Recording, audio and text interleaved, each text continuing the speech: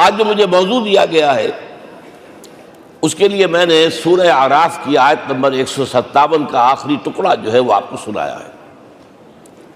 اس کا ایک پس منظر ہے وہ جان لیجیے۔ آپ کو معلوم ہے کہ جب حضرت موسیٰ بنی اسرائیل کو لے کر مصر سے نکلے ہیں، اس کے بعد مرحلہ آیا کہ اللہ تعالیٰ نے حضرت موسیٰ کو کوہ طور پر طلب فرمایا تورات عطا کرنے کے لیے۔ ان کی غیر حاضری میں ایک فتنہ کھڑا ہوا اور کچھ لوگوں نے ایک بچڑا بنا کر اس کی پرستش شروع کر دی بنی اسرائیل میں سے، سامری کا بنایا ہوا بچڑا۔ جب حضرت موسیٰ واپس آئے انہوں نے یہ دیکھا تو بہت غضبناک ہوئے، اور پھر اللہ تعالیٰ کے حکم سے فیصلہ ہوا کہ 12 قبیلوں میں سے جن لوگوں نے بھی یہ شرک کیا ہے ان کو انہی قبیلوں کے لوگ خود قتل کریں۔ کئی ہزار اسرائیلی قتل ہوئے۔ یہ بہت بڑا یوں سمجھیے کہ پرج ہوا ہے اس قوم کے اندر۔ اس کے بعد پھر مزید اللہ تعالیٰ کی خدمت میں استغفار کے لیے حضرت موسیٰ علیہ السلام اپنے 70 بڑے بڑے سردار جو تھے 12 قبیلوں کے ان کو لے کر حاضر ہوئے۔ وہاں انہوں نے استغفار کیا اور ایک دعا کی، پروردگار وَاكْتُبْ لَنَا حَسَنَةً فِي الدُّنْيَا وَالْآخِرَةِ، ہمارے لیے نیکی کا اندراج کر دے، دنیا میں بھی آخرت میں بھی۔ جواب ملا اللہ تعالیٰ کی طرف سے، دیکھو عذاب تو میں جس کو چاہوں گا دوں گا، اور ویسے میری رحمت ہر شے کے ساتھ موجود ہے، ہر شے کا وجود میری رحمت سے ہے، لیکن ایک میری خاص رحمت ہے جو میں لکھ رکھوں گا ان لوگوں کے لیے جو میرے نبی امی آخری رسول ان پر ایمان لائیں گے صلی اللہ علیہ وسلم۔ وہ جب آئیں گے اور وہ نیکی کا حکم دیں گے، بدی سے روکیں گے، پاکیزہ چیزوں کو حلال قرار دیں گے، ناپاک چیزوں کو حرام قرار دیں گے، نوع انسانی کے اوپر جو بوجھ تھے جو اس وقت ہوں گے ان کو اتاریں گے۔ وہ جب آئیں گے تو جو لوگ فَالَّذِينَ آمَنُوا بِهِ نمبر 1، وَعَزَّرُوهُ نمبر 2، وَنَصَرُوهُ نمبر 3، وَاتَّبَعُوا النُّورَ الَّذِي أُنزِلَ مَعَهُ أُولَٰئِكَ هُمُ الْمُفْلِحُونَ۔ جو لوگ ان پر ایمان لائیں گے، ان کی تعظیم اور توقیر کریں گے، ان کی مدد کریں گے، اور جو نور ان کے ساتھ نازل کیا جائے گا یعنی قرآن، اس کی پیروی کریں گے، وہ ہوں گے جو فلاح پانے والے ہوں گے، میری خصوصی رحمت سے حصہ ان کو ملے گا۔ اب یہاں پہلے تو دعا کر لیجئے، اللہم ربنا اجعلنا منہم، اے اللہ ہم سب کو ان میں شامل فرما دے جو تیرے نبی کے ساتھ تعلق کی ان 4 بنیادوں کی شرائط کو پورا کر سکے، تقاضوں کو پورا کر سکے۔ اب ذرا ان میں سے ایک ایک کو لیجئے۔ ایمان جانی پہچانی چیز ہے، ایمان جسے کہتے ہیں، اس کی تشریح میں جانے کی ضرورت نہیں، وقت بھی محدود ہے، لیکن ایک بات سمجھنے کی ہے بہت ضروری۔ ایمان کے 2 لیول ہیں۔ ایک قانونی ایمان ہے جس کی بنا پر ہم ایک دوسرے کو مسلمان سمجھتے ہیں، اس کا تعلق اقرار باللسان کے ساتھ ہے، زبان سے کہنا اشہد ان لا الہ الا اللہ وحدہ لا شریک لہ واشہد ان سیدنا و مولانا محمد عبدہ ورسولہ۔ کوئی ہندو تھا، سکھ تھا، پارسی تھا، عیسائی تھا، یہ کلمہ کہے اور اسلام میں آ گیا۔ لیکن یہ زبانی کلامی ایمان جو ہے یہ انسان کی سیرت و کردار پر اثر انداز نہیں ہو سکتا۔ یہی وجہ ہے آج ہم دیکھ رہے ہیں مسلمان ہی جھوٹ بھی بول رہا ہے، مسلمان ہی بے ایمانی بھی کر رہا ہے، مسلمان ہی خیانت بھی کر رہا ہے، مسلمانوں کے لیڈر بلینز کی خیانت کر رہے ہیں۔ یہ کون ہے؟ سب مسلمان ہیں۔ وہ اس کی وجہ کیا ہے کہ ہم صرف قانونی مسلمان ہیں اور ہمارا ایمان قانونی ایمان ہے۔ اس کے لیے اسلام کا لفظ قرآن میں آیا ہے سورہ حجرات میں، قالت الاعراب آمنا قل لم تؤمنوا ولکن قولوا اسلمنا۔ اے نبی یہ بدو کہہ رہے ہیں ہم ایمان لے آئے، ان سے فرما دیجئے تم ہرگز ایمان نہیں لائے ہو، یوں کہو کہ ہم مسلمان ہو گئے ہیں۔ ولما يدخل الايمان في قلوبكم، ابھی تک ایمان تمہارے دلوں میں داخل نہیں ہوا۔ بہرحال اللہ کا شکر ہے اس نے ہمیں مسلمانوں میں پیدا کر دیا، ورنہ ہم میں سے کتنے ہوتے اگر کہیں اور پیدا ہو گئے ہوتے تو نعمت اسلام سے بھی ہم بہرہ ور ہو سکتے، کیا کہہ سکتے۔ اصل ایمان ہے جب وہ دل میں داخل ہو جائے، یقین بن جائے۔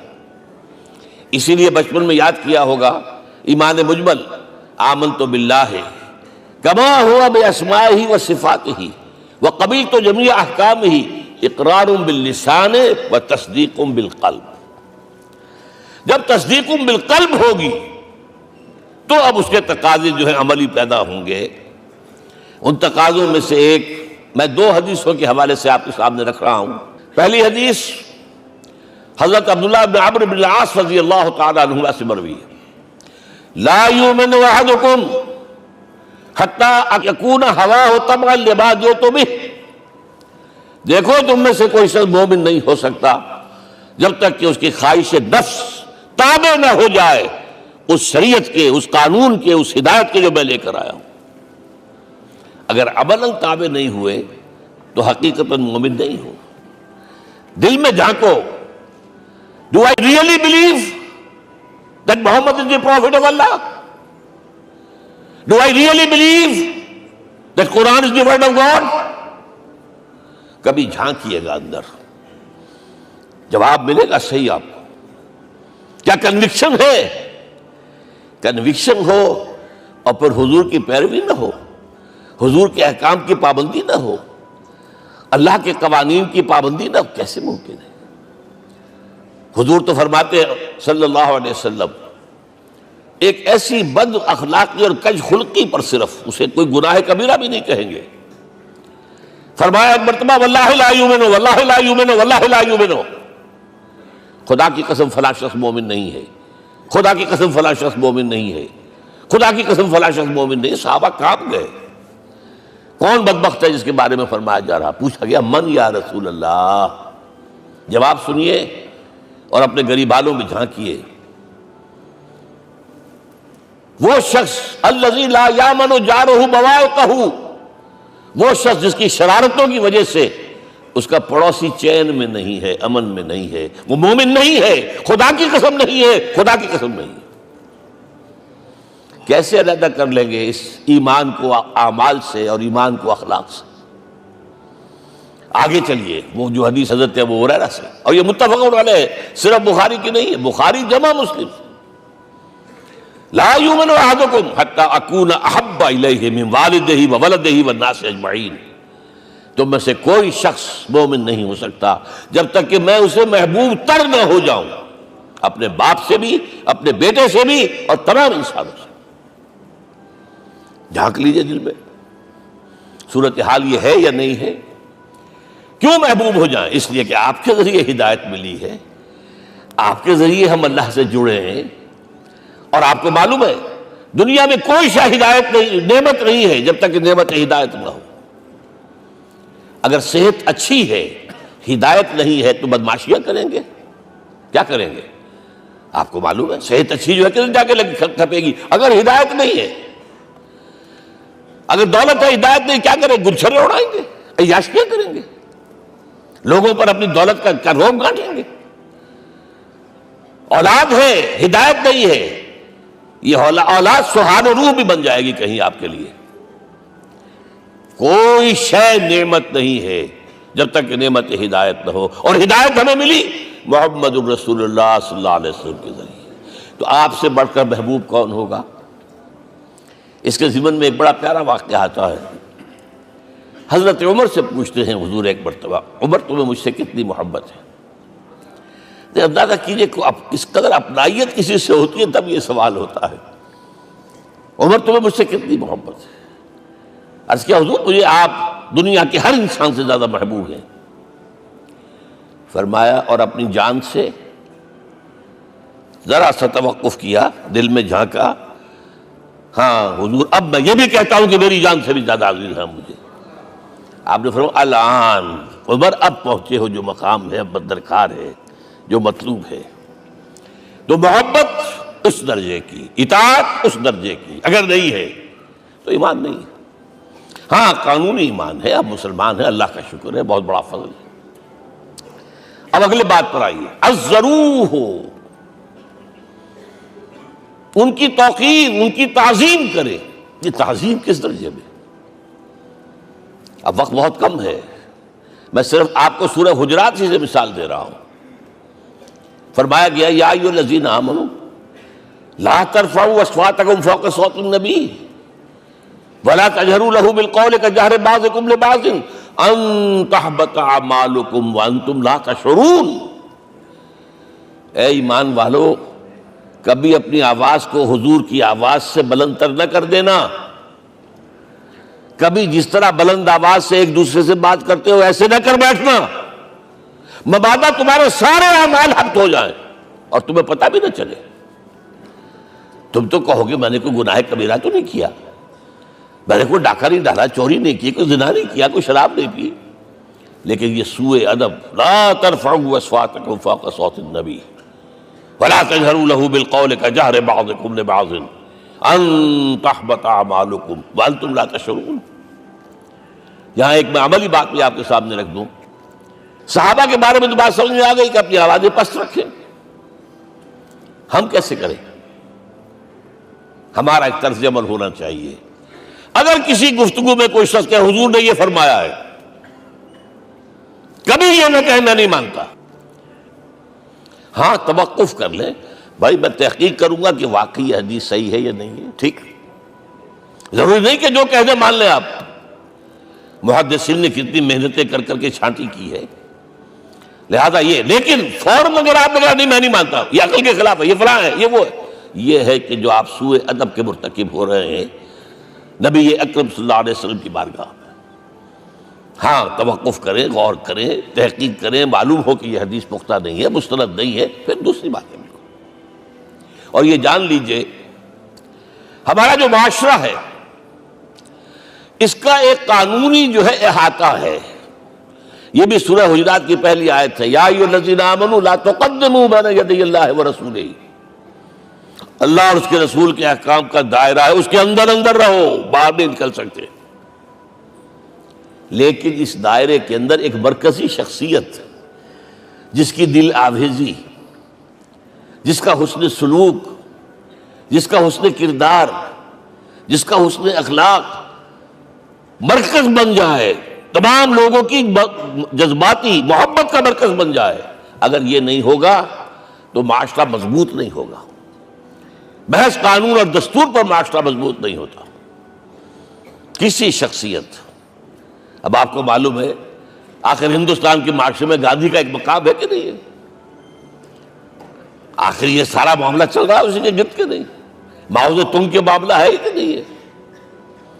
یہ سارا معاملہ دنیا میں عام لوگ کہہ دیتے، ریشنلسٹ لوگ، کہ ان چیزوں کی کیا ضرورت ہے بھائی، قانون دیکھنا چاہیے، دستور دیکھنا چاہیے، حکم دیکھنا. نہیں بھائی، جذباتی وابستگی کہ ایک ہستی تو ایسی ہو کہ جس کے کچھ کہنے پر فوراً زبانیں بند ہو جائیں. اور اس کا نقشہ میں سعودی عرب میں دیکھتا ہوں، اگر وہاں کے دو بدو لڑ رہے ہوں سخت اور ایک دوسرے کو کھانے کو دوڑ رہے ہوں، کوئی شخص کہتے صلی علی النبی، فوراً خاموش. معلوم ہوتا ہے آگ کے اوپر کسی نے پانی ڈال دیا، خاموش، صلی علی النبی، صرف یہ کہنے سے. یہ جذباتی وابستگی اگر محمد سے نہیں ہے صلی اللہ علیہ وسلم تو آپ کا معاشرہ کبھی مضبوط نہیں ہوگا. یہ مرکزی شخصیت، یہ مرکز ہے، اسی لیے ان کے احترام کا یہ درجہ ہے. کیونکہ اس سے کیا ہوگا، تمہارا شیرازہ بکھر جائے گا. اگر ان کے ساتھ جذباتی محبت نہیں ہوگی تمہارا شیرازہ بکھر جائے گا. یہ آیا معاملہ. اب میں آپ کو بتانا چاہتا ہوں تعظیم. ہمارے ہاں اصل میں بدقسمتی سے ہم سیرت کی تقریریں کرتے ہیں، حضور کی عظمت بیان کرنے کی کوشش کرتے ہیں. کچھ لوگ تو خیر حضور کی زلفیں ہیں، حضور کی آنکھیں ہیں، حضور کی کملی ہے، حضور کا سایہ نہیں تھا وغیرہ، یہ باتیں اپنی جگہ ہیں، ہر چیز ٹھیک ہے. لیکن یہ جان لیجئے حضور کی اصل عظمت ایک نبی اور رسول کی حیثیت سے ہے، اور وہ شے وہ ہے جہاں جبرائیل کے بھی پر جل رہے ہیں، اس کی حقیقت کون جانتا ہے. میں ایک مثال دے رہا ہوں آپ کو کہ حضور 100 میں مثال رکھا کرتے تھے. آج روزہ رکھا، شام کو افطار نہیں کیا، وہ رات کو چل رہا ہے روزہ، اگلے روز پھر وہ کنٹینیو کر رہا ہے شام تک. 2 دن کا 100 میں مثال، 3 دن کا بھی رکھتے تھے.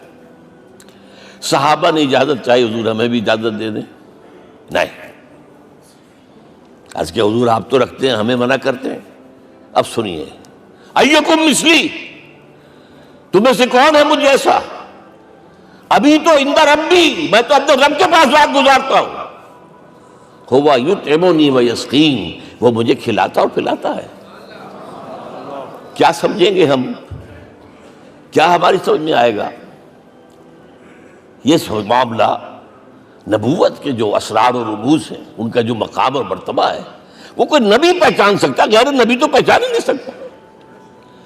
ایک ڈاکٹر کا کیا مقام ہے اپنے فن میں، وہ کوئی ڈاکٹر ہی سمجھ سکے گا نا، غیر ڈاکٹر کہاں سمجھے گا؟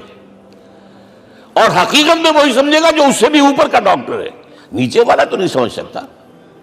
جو کمتر ہے وہ تو صرف اوپر دیکھے گا، اللہ اللہ خیر صلی اللہ۔ جو اوپر ہے اور ظاہر ہے محمد سے اوپر کوئی نہیں صلی اللہ علیہ وسلم۔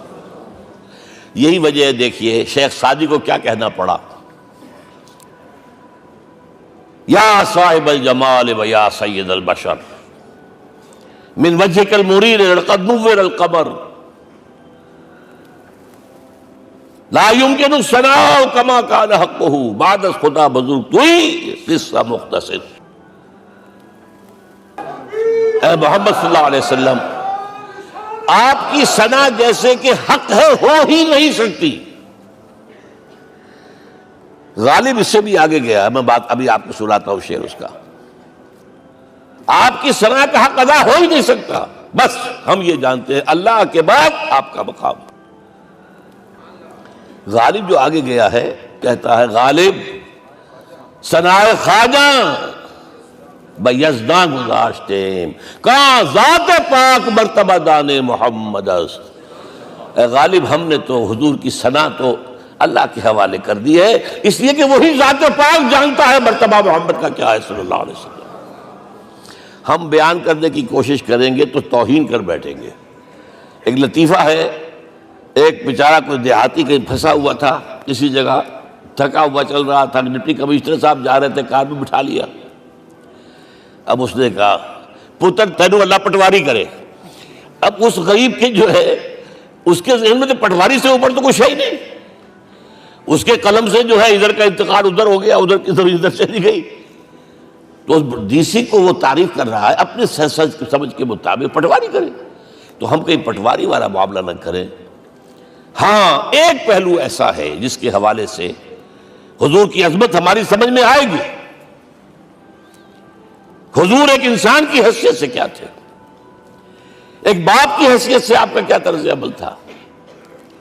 ذرا یاد کیجئے، جگر گوشہ رسول حضرت فاطمہ بطول رضی اللہ تعالیٰ عنہ، وہ حاضر ہوتی ہے، ابا جان دیکھیے چکی پیس پیس کر یہ گھٹے پڑ گئے میرے ہاتھ میں، یہ کنویں سے پانی لاتی ہوں، مشکیزیں کہ یہاں پر بندیاں پڑ گئی۔ حضور اب تو عام لوگوں پر بھی آسانیاں ہیں، لوگوں کے ہاں غلام آ گئے ہیں، کنیزیں آ گئی ہیں، مال و دولت آ گئی ہے، مجھے بھی کوئی غلام کنیز عطا ہو جائے۔ اور آپ کو معلوم ہے یہ لخت جگر نور چشم محمد کی سب سے پیاری بیٹی صلی اللہ علیہ وسلم، کوئی شک نہیں اس میں، فاطمہ، کیا بیتی ہوگی حضور کے قلب پر۔ لیکن فرمایا، کیا بیٹی، یہ دنیا کی چیزیں ہمارے لیے نہیں ہیں، میں تمہیں اس سے بہتر شے دیتا ہوں۔ تسبیح فاطمہ ہر نماز کے بعد 33 مرتبہ سبحان اللہ، 33 مرتبہ الحمدللہ، 33 مرتبہ اللہ اکبر کہہ لیا کرو۔ لیکن سوچ لیجئے دل پر کیا گزری ہوگی صلی اللہ علیہ وسلم۔ حضرت عائشہ سے پوچھئے، حضرت خدیجہ سے پوچھئے، حضور کیسے شوہر تھے؟ آپ سے زیادہ خواتین کے حق میں نرم، گھر کے کام کا جھاڑو دے رہے ہیں، کپڑے جو ہیں بوسیدہ انہیں سی رہے، گھر میں بیٹھے ہوئے یہ کام کرتے تھے۔ بہرحال ایک بات میں آپ سے عرض کروں، آپ انسان کی جس حیثیت کا بھی ذہن میں تصور کریں گے وہ ساری حیثیتیں محمد میں موجود ہیں صلی اللہ علیہ وسلم۔ محمد حاکم کی حیثیت سے بھی ہیں، محمد سب سالار کی حیثیت سے بھی ہیں، محمد قاضی القضات بھی ہیں، محمد ہیڈ آف دی اسٹیٹ بھی ہیں، محمد بیویوں والے بھی ہیں، اولاد والے بھی ہیں، محمد 5 وقتہ امام بھی ہیں، جمعہ کے خطیب بھی ہیں، مدرس قرآن بھی ہیں، مربی بھی ہیں، مزکی بھی ہیں، اور ہر میدان میں بلند ترین مقام۔ کوئی ایسی جامع شخصیت ملے گی؟ ہمارے ہاں تو حال یہ ہے کہ جو خطیب صاحب ہوتے ہیں وہ 5 وقتہ نماز کیسے پڑھا سکتے ہیں؟ ان کا تو اونچا مقام ہے۔ 5 وقتہ نماز کے لیے تو علیحدہ چاہیے امام آپ کو، اور وہاں بھی ایک امام سینئر ہوگا، وہ عشاء مغرب اور فجر پڑھائے گا، ایک جونیئر ہوگا بیچارہ، وہ جو خاموش نماز ہے وہ پڑھائے گا۔ 5 وقتہ نماز پڑھا رہے ہیں محمد صلی اللہ علیہ وسلم، اور خطیب بھی وہی ہے، مربی بھی وہی ہے، مزکی بھی وہی ہے۔ ہمارے ہاں جو لوگ تزکیہ نفس کے میدان میں ہیں وہ پھر جماعت کبھی نہیں کراتے، کبھی نہیں دیکھا ہوگا آپ نے کسی صاحب کو کراتے ہوئے۔ یہ جامعیت جو ہے، جامعیت کبریٰ۔ میں صرف ایک بات کہا کرتا ہوں، ایک اعتبار سے حضور کا اسوہ نامکمل ہے۔ آپ مجھے سوء ادب کا مرتکب نہ قرار دے دیں، اسوہ کیا ہے؟ عورت کے لیے اس کی اپنی نسوانی زندگی کے لیے اسوہ آپ میں نہیں ہے۔ آخر نصف انسانیت ہے، اسے بھی اسوہ چاہیے۔ یہ ہے جس کی وجہ سے حضور نے شادیاں کی ہیں زیادہ۔ خواتین کے لیے اسوہ حضور کے ازواج مطہرات ہیں، اور ان میں سب سے بڑھ کر جو بالکل یوں سمجھیے کہ آغاز کے اندر نوجوانی میں آ گئی ہیں حضور کی خدمت میں، نہایت ذہین و فتین، انہوں نے پھر عورت کی زندگی کے لیے حضور کا جو طرز عمل تھا وہ انہوں نے بیان کیا نا۔ اس لیے سورہ احزاب کے اندر اس کا تذکرہ ہے، جہاں یہ آتا ہے لقد کان لکم فی رسول اللہ اسوۃ حسنہ، وہیں پر یا نساء النبی لستن کاحد من النساء، اے نبی کی بیویوں تم عام عورتوں کے مانند نہیں ہو، تمہیں تو اسوہ بننا ہے امت کے لیے۔ اب اس سے اگلا قدم میں بڑھا رہا ہوں آگے، اور اس کے ساتھ جڑ جائے گی تیسری بات۔ تیسری بات کیا ہے؟ وَنَصَرُوهُ، اس کی مدد کریں صلی اللہ علیہ وسلم۔ پہلی بات تو یہ نوٹ کیجئے، حضور انتہائی غیور انسان تھے، انتہائی غیور۔ یہ کہا جاتا ہے کہ اگر حضور گھوڑے اس میں سوار ہوتے تھے اونٹ پر، اور آپ کا کوڑا نیچے گر گیا، تو آپ یہ کسی سے نہیں کہتے تھے کہ ذرا یہ میرا کوڑا مجھے پکڑا دینا، یہ بھی گوارا نہیں تھا۔ آپ اونٹ بٹھا کر نیچے اتر کر اپنا کوڑا خود اٹھاتے تھے۔ کسی سے اپنے ذاتی کام کے لیے کوئی مدد مانگنا امکان ہی نہیں۔ بلکہ ایک واقعہ تو وہ ہے جب بھی میں تذکرہ کرتا ہوں میری آنکھوں میں آنسو آ جاتے ہیں۔ یہ ہجرت کے وقت کا واقعہ ہے۔ آپ کو معلوم ہے حضور نے تمام مسلمانوں کو مکے سے جانے کی اجازت دے دی، چلے جاؤ مدینے، چلے جاؤ مدینے۔ آپ خود تھے موجود، اس لیے کہ رسول اپنے مقام کو نہیں چھوڑ سکتا وداؤٹ ایکسپریس پرمیشن فرام اللہ سبحانہ و تعالی۔ اب حضرت ابوبکر پوچھ رہے ہیں حضور اجازت آ گئی؟ نہیں آئی، آ گئی نہیں آئی، دن گزر رہے ہیں۔ حضرت عائشہ کی روایت ہے کہ ایک روز ہم نے دیکھا دوپہر کے وقت آ رہے ہیں حضور، کپڑے سے اپنا سر جو ہے ڈھانپا ہوا ہے۔ عرب میں دوپہر کے وقت وزٹ کرنا جو ہے یہ ان کے خلاف دستور ہے، ان کی تہذیب کے خلاف ہے، یہ قیلولے کا وقت ہوتا۔ تو حیران ہوئے، آتے ہی فرمایا ابوبکر ہجرت کی اجازت ہو گئی۔ اب انتہائی خوشی سے اور بڑی امید میں کہ بڑی شاباش ملے گی، حضرت ابوبکر فرماتے ہیں، عرض کرتے ہیں حضور میں نے 2 اونٹیاں تیار کر رکھی ہیں، خوب کھلا پلا کے انہیں فرما کیا ہوا ہے، یہ ہجرت میں ہمارے کام آئے گی۔ حضور تھوڑا سا توقع فرماتے ہیں، پھر کہتے ہیں اچھا ٹھیک ہے، ایک میں استعمال کروں گا لیکن میں اس کی قیمت ادا کروں گا۔ حضرت ابوبکر رو پڑے، حضور مجھ سے یہ مغایرت، سائے کے تناب کے ساتھ رہنے والا، اس سے یہ مغایرت، ذرا سے اشارے پر اپنی کم سن بیٹی پیش کر دی نکاح کے اندر، اس سے یہ مغایرت، رو پڑے۔ لیکن حضور کی اپنی غیرت تھی، میں قیمت دوں گا۔ اب بتائیے مدد کا کے لیے درکار تھی؟ مدد تھی ان کے مشن کے لیے۔ مشن 2 حصوں میں تھا، اس کو جانیے، آج کچھ علمی باتیں آ رہی ہیں۔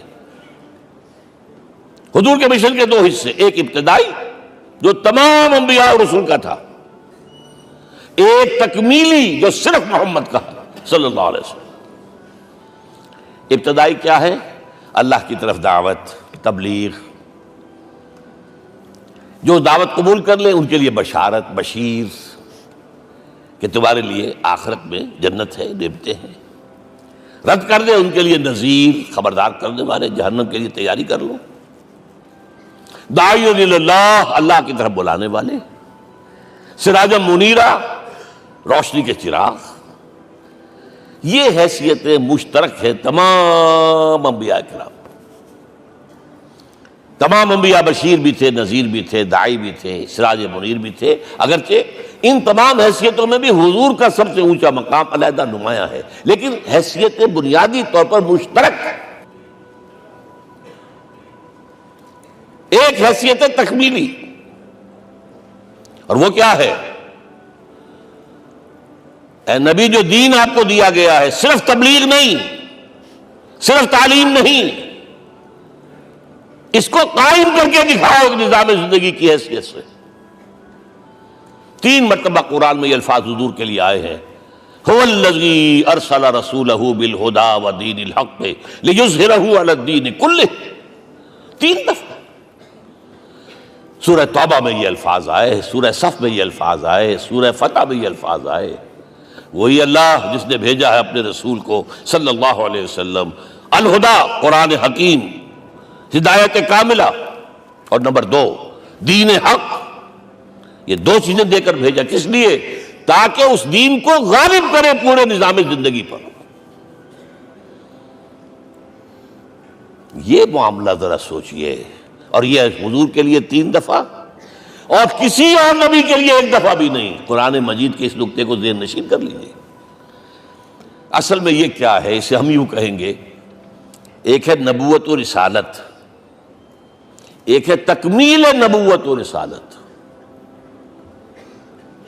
ہمارے ہاں ختم نبوت کے اوپر تو زور دیا گیا ہے، اور صحیح دیا گیا ہے، ایمان کا ہمارا جز ہے۔ حضور کے بعد کسی نے بھی دعویٰ کیا نبوت کا، وہ جھوٹا کذاب دجال، جس نے مانا وہ بہرحال دائرہ اسلام سے خارج ہے، اور جو بھی کچھ ہوا کرے وہ۔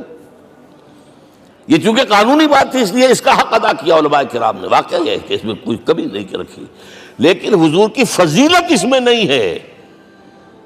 فرض کیجئے کہ نبوت چلی آ رہی تھی ہموار طور پر، ایک جگہ آ کے ختم ہو گئی، تو فضیلت کون سی ہوئی؟ نہیں، نبوت و رسالت تدریجاً ترقی کرتے ہوئے اپنے نقطۂ عروج کو پہنچ کر ختم ہوئی۔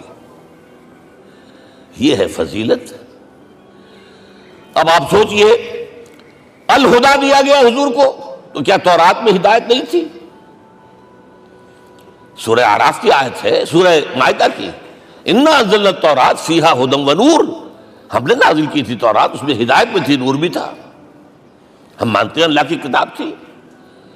وہی فرمایا ہے انجیل فیہا ھدی ونور، اس میں ہدایت میں تھی، نور بھی تھا۔ پھر یہ الہدا قرآن آیا۔ یہ کیا ہے؟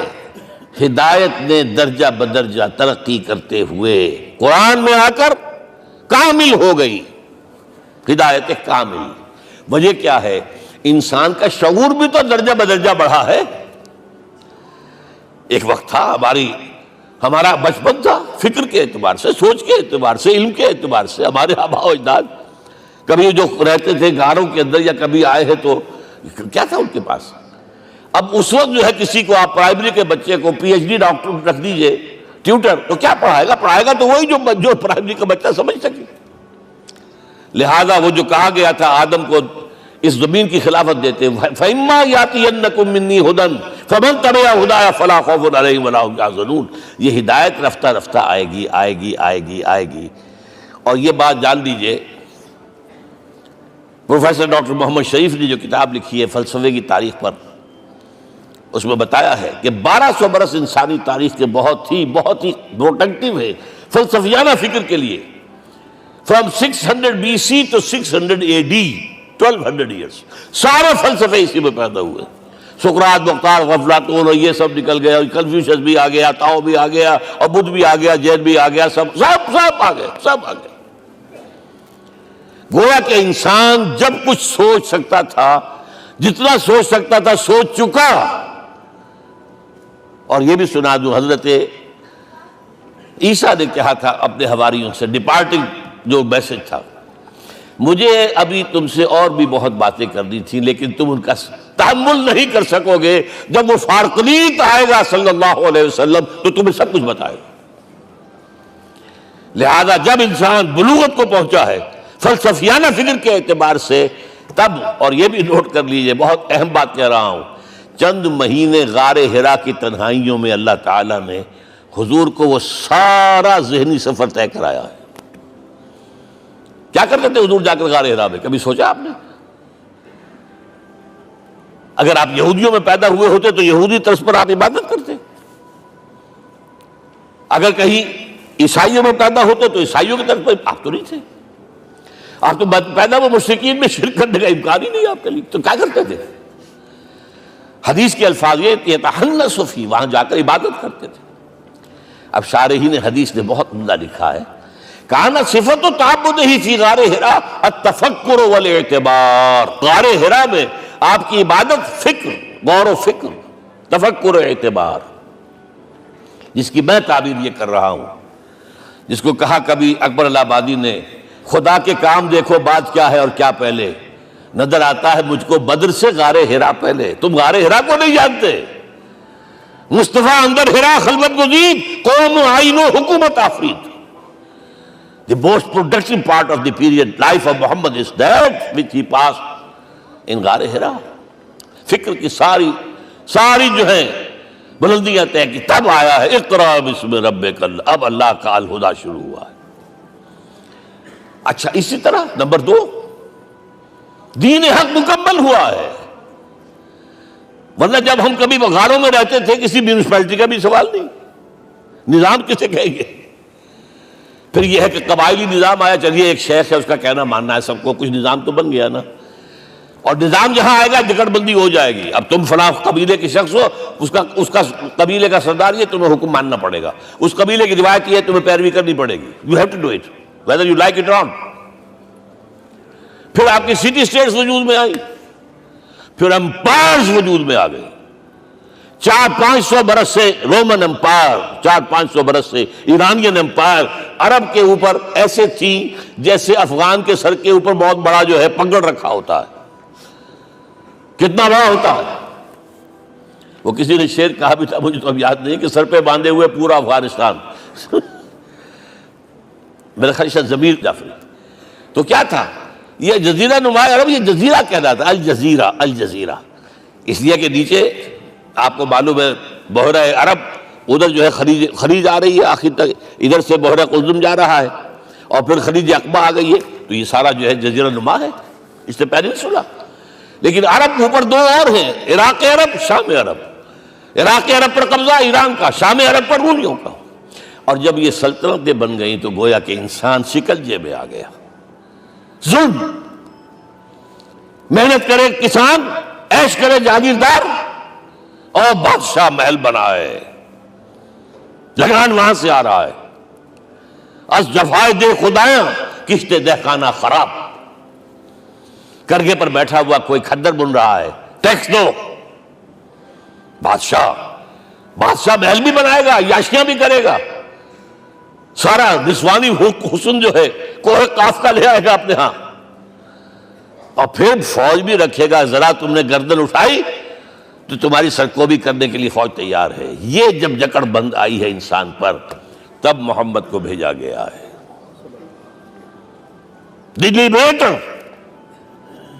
اسے آزاد کرانے والا،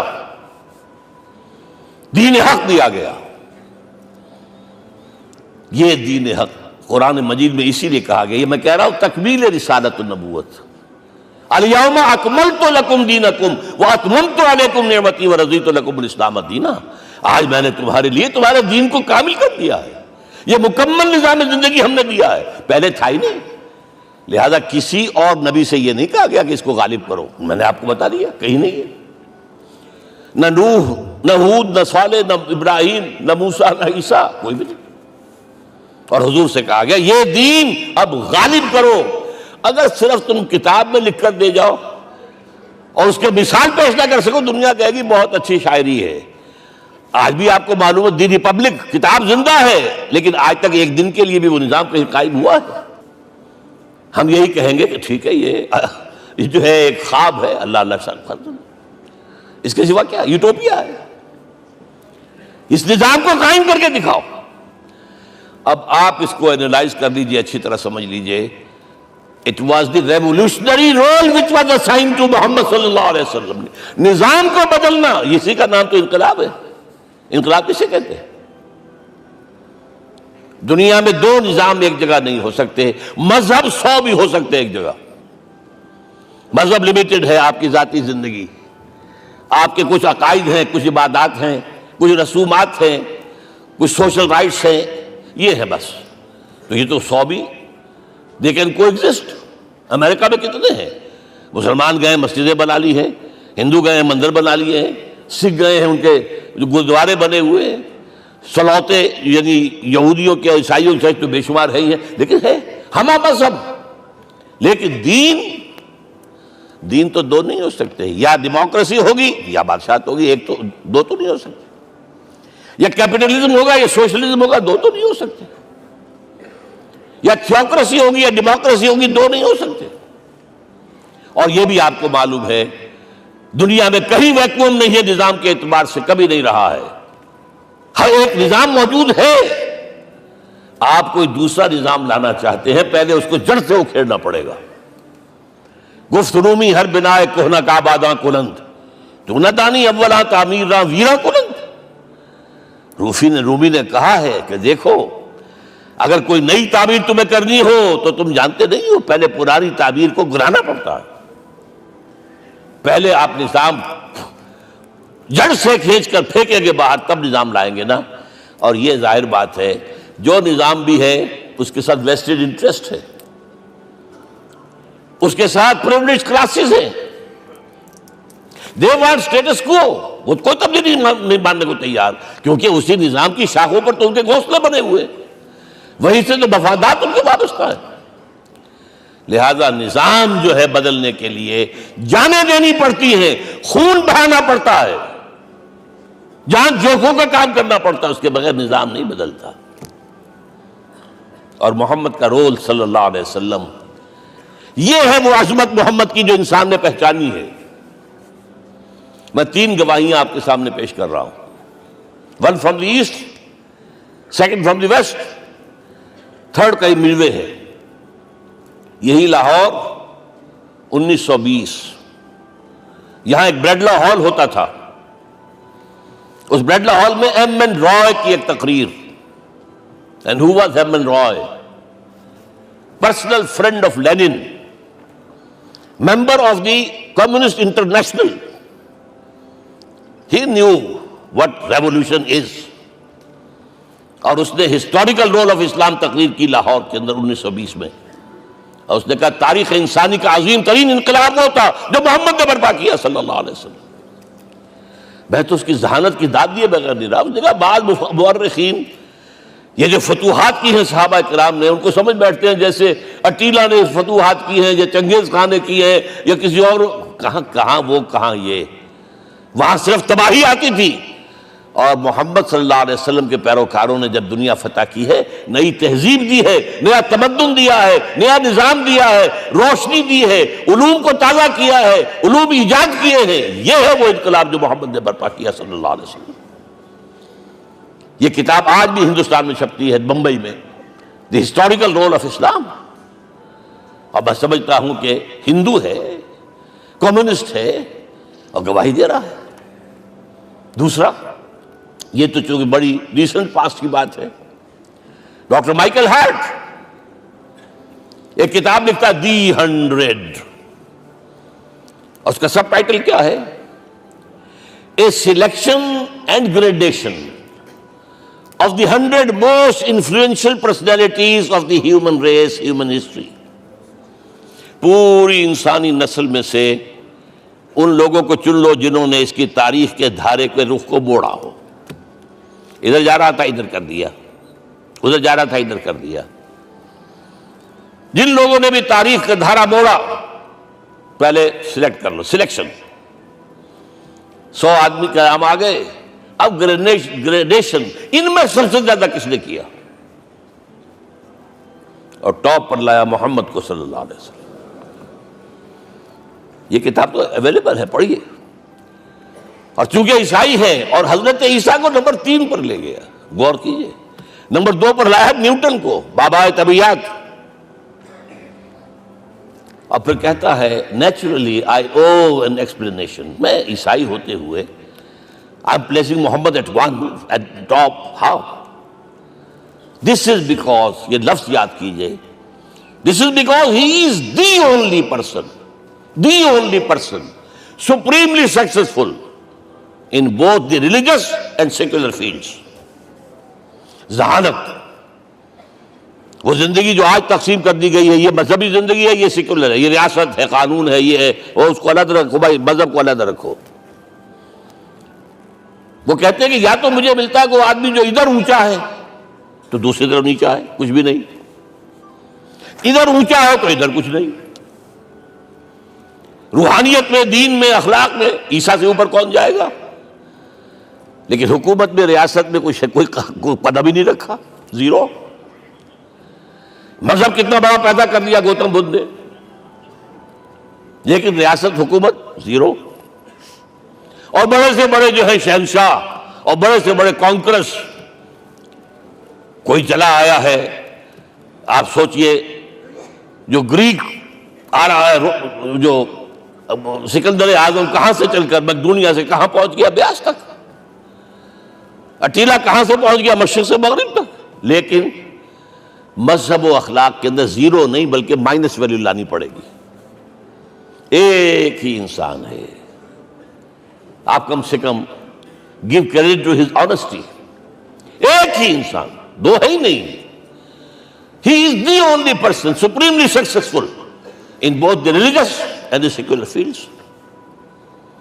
اب آئیے تیسری میں گواہی دے رہا ہوں ایک ایسے شخص کی جو ویسے شاتم رسول ہے، گالیاں دی ہیں اس نے، بدترین گالیاں دی، رقیق حملے کی، جیسے رشدی نے کیے ہیں، ایسے تسلیمہ نسرین نے کیے ہیں، سب اس طرح کے کیے ہیں. وہ ایچ جی ویلز ہے، فکشن سٹوری رائٹر، ہسٹورین بھی ہے.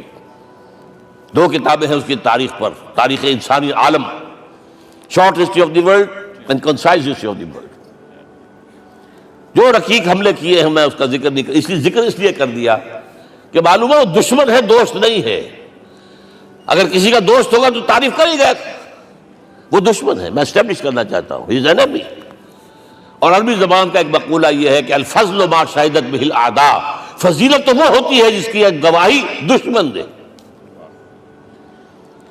جب وہ آیا ہے concise history of the world میں، چیپٹر آخری حضور کا، جو حضور کے چیپٹر میں جو آخری بات خطبہ حجۃ الوداع کو کوٹ کیا ہے، لا فضل لعربی علی عجمی ولا لعجمی علی عربی ولا لأحمر علی اسود ولا لأسود علی احمر الا بالتقوی. کسی عرب کو کسی عجمی پر کوئی فضیلت نہیں، کسی عجمی کو کسی عرب پر کوئی فضیلت نہیں، کسی گولے کو کسی کارے پر کوئی فضیلت نہیں، اور کسی کالے کو کسی گورے پر کوئی فضیلت نہیں. ہاں، تقویٰ کے ساتھ فضیلت. اب ذرا میرا ایک لفظ نوٹ کیجئے، کیا لکھتا ہے اس پر؟ Although the sermons of human freedom, fraternity and equality were said before also, and we find a lot of these sermons in Jesus of Nazareth. مسیح ناصری حضرت عیسیٰ علیہ السلام کے ہاں بھی وعظ تو ہمیں بہت ملتے ہیں، but it must be accepted that it was Muhammad صلی اللہ علیہ وسلم who for the first time in history established a society based on these principles. انسانی حریت، اخوت، مساوات. اس کے وعظ کہنے تو بہت آسان ہے، تقریریں کرنی تو بہت آسان ہے، لیکن ان ویلیوز کو باقاعدہ اسٹیبلش کرنا ایک سوسائٹی میں ماننا پڑتا ہے. یہ اسے دینا پڑا ہے کریڈٹ جو بھی ہے. لیکن ایک بات نوٹ کر لیں، مبادا کہیں آپ میرے بارے میں سوء ظن ہو جائے، تازہ ایڈیشن جو اب اویلیبل ہے اس میں سے یہ نکال دیے گئے ہیں. آج کے جو ان کے ایڈیٹرز ہیں ان کے حلق سے نیچے نہیں اتر رہے. اتنی بڑی حقیقت. آپ پنجاب لائبریری یا پبلک لائبریری سے جا کے پرانا ایڈیشن لیجئے، concise history of the world کے اندر آپ کو یہ الفاظ مل جائیں گے. Although the sermons of human fraternity, freedom and equality were said before also, and we have a lot of these sermons in Jesus of Nazareth, but it must be accepted that it was Muhammad sallallahu alaihi wasallam who for the first time in history established a society based on these principles. اب یہ جو mission میں نے آپ کے سامنے رکھا، ایک بنیادی مشن قرآن کی تبلیغ کرو، تبلیغ کرو، تبلیغ کرو، تبلیغ کرو. یا ایھا رسول بلغ ما انزل الیک من ربک وان لم تفعل فما بلغت رسالتہ. نمبر 2، جو دین حق دیا اسے غالب کرو، قائم کرو، نافذ کرو، اس کی مثال پیش کرو دنیا کے سامنے. ان دونوں میں مدد درکار تھی محمد الرسول اللہ کو. جیسے حضرت مسیح نے کہا تھا، وَإِذْ قَالَ عِيسَىٰ ابْنُ مَرْيَمَ لِلْحَوَارِيِّينَ مَنْ أَنصَارِي إِلَى اللَّهِ، کون ہے میرا مددگار اللہ کی راہ میں. جیسے کہ اللہ فرماتے سورہ حدید میں، بڑی پیاری آیت ہے، بڑی ریولوشنری آیت ہے، بلکہ میں لفظ استعمال بڑی ننگی انقلابی آیت ہے قرآن مجید کی. اتنا صاف اللہ تعالیٰ ہی سچ بول سکتا ہے، کوئی اور تو ضرور کہیں نہ کہیں اس کے اوپر کوئی کپڑا ڈال کے بات کرے گا. آیت نمبر 25 آف سورۃ الحدید، لقد ارسلنا رسلنا بالبینات، ہم نے اپنے رسولوں کو بھیجا واضح نشانیوں کے ساتھ، معجزات کے ساتھ.